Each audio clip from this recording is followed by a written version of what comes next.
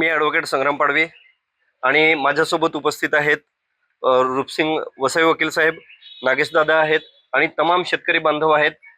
सरपंच साहेब आहेत आपले मोरखीचे, मिलन वडवी आणि सर्व शेतकरी बांधव आहेत. आम्ही आज या ठिकाणी जो शासनाने महसूल आणि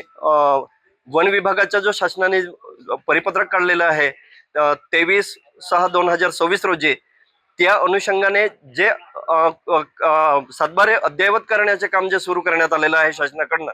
त्या संदर्भामध्ये अक्कलकुवा धडगाव तालुक्यातील जे शेतकरी आहेत ते शेतकरी ज्या शेतकऱ्यांना 1981 व 82 या वर्षी SDM साहेबांच्या आदेशाने ज्यांना सातबारे प्राप्त झाले होते,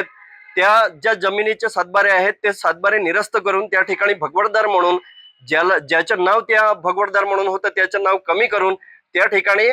शासनाचे नाव घालण्यात येणार आहे. अशा परिस्थितीमध्ये मोठ्या संख्येवर जे शेतकरी आहेत ते भूमिहीन होणार आहेत. त्यांचे हक्क संरक्षण व्हावेत, त्यांच्या हक्कांचे संरक्षण व्हावे यासाठी आम्ही आज माननीय जिल्हाधिकारी साहेब नंदुरबार या ठिकाणी उपस्थित झालेलो होतो आणि माननीय जिल्हाधिकारी साहेबांना या ठिकाणी आम्ही आज आमची जी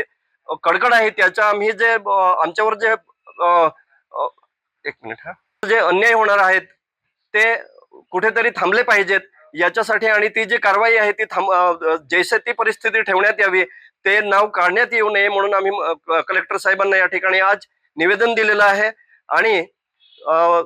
कलेक्टर साहेबांनी आमचे निवेदन स्वीकारून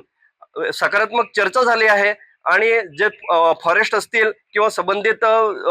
जे डिपार्टमेंट आहेत, जे महसूल विभाग आहेत त्यांच्याशी आम्ही चर्चा करू, एकत्रित आपण मीटिंग लावू आणि त्या चर्चेमध्ये आपण समाधान काढू असं आम्हाला त्यांच्याकडनं आश्वासन मिळालेलं आहे.